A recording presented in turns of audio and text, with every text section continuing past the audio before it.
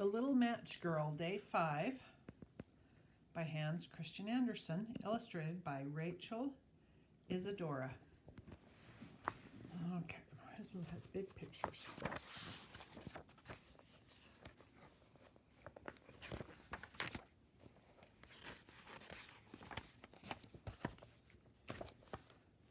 Excuse me. It was late on a bitterly cold New Year's Eve. The snow was falling. A poor little girl was wandering in the dark, cold streets. She was bareheaded and barefoot.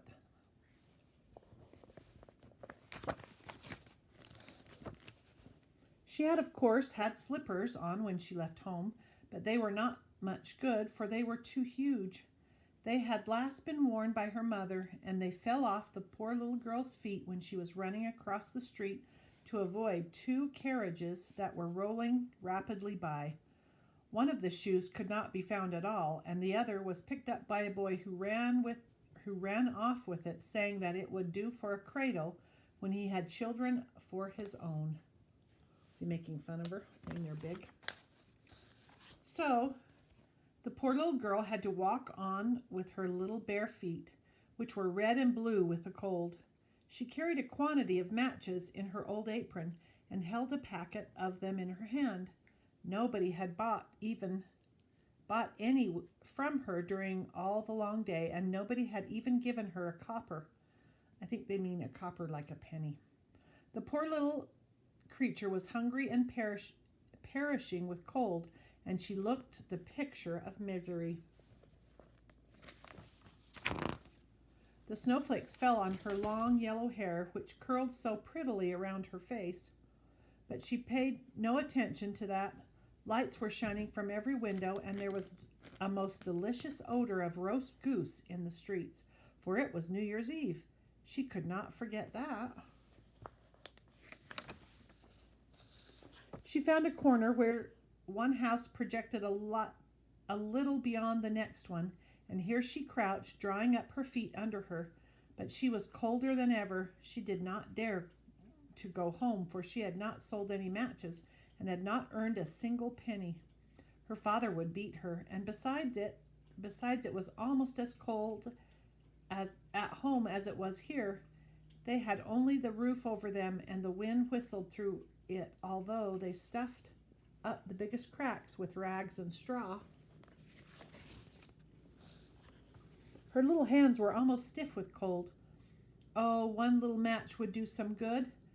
If she only dared, she would pull one out of the packet and strike it on the wall to warm her fingers. She pulled out one. Whoosh! How it sputtered and blazed. It burned with a bright, clear flame, just like a little candle. When she held her hand, it burnt like a bright, clear flame, just like a little candle when she held her hand round it.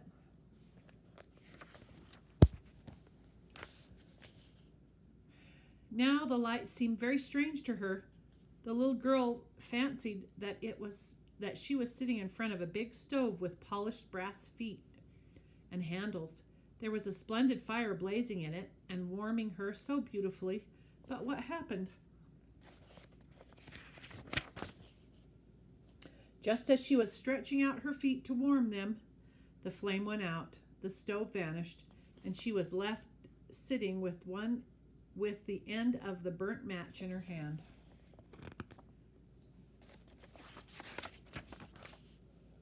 She struck a new one. It burnt, it blazed up, and where the light fell upon the wall, it became transparent like gauze, and she could see right through it into the room. The table was spread with a snowy cloth and pretty china. A roast goose stuffed with apples and prunes was steaming on it. And what was even better, the goose hopped from the dish with the carving knife sticking in its back and waddled across the floor. It came right up to the poor child, and then the match went out, and there was nothing to be seen, but the thick black wall. She lit another match. This time she was sitting under a lovely Christmas tree.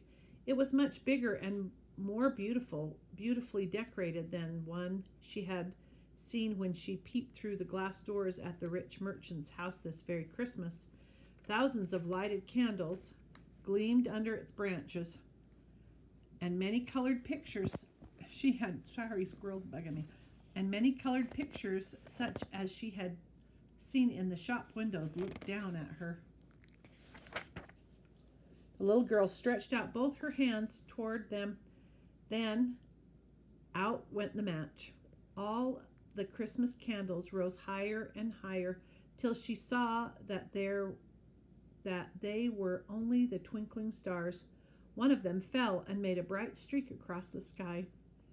Someone is dying, thought the little girl, for her old grandmother, the only person who had ever been kind to her, used to say, when a star falls, a soul is going up to God. Now she struck another match against the wall, and this time it was her grandmother who appeared in the circle of flame. She saw her quite clearly and distinctly, looking so gentle and happy. "Grandmother," cried the little creature, "oh, do take me with you. I know you will vanish when the match goes out. You will vanish like the warm stove, the delicious goose, and the beautiful Christmas tree." She hastily struck a whole bunch of matches because she did so long to keep her grandmother with her. The light of the matches made it as bright as day. Grandmother had never before looked so big or so beautiful. She lifted the little girl in her arms, and they soared in a halo of light and joy, far, far above the earth, where there was no more cold, no more hunger, and no more pain, for they were with God.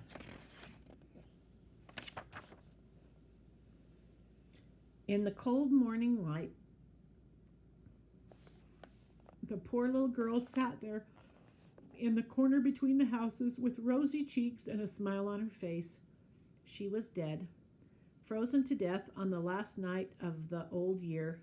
New Year's Day broke on the little body, still sitting with the ends of the burnt-out matches in her hand. She must have tried to keep herself warm, they said. Nobody knew what beautiful vision she had seen, nor in what a halo, I can't see with my tears, what a halo she had entered with her grandmother upon the glorious new year. That's the end. That's kind of a sad one, huh? That's a famous story. That's a very old, famous story, The Little Match Girl.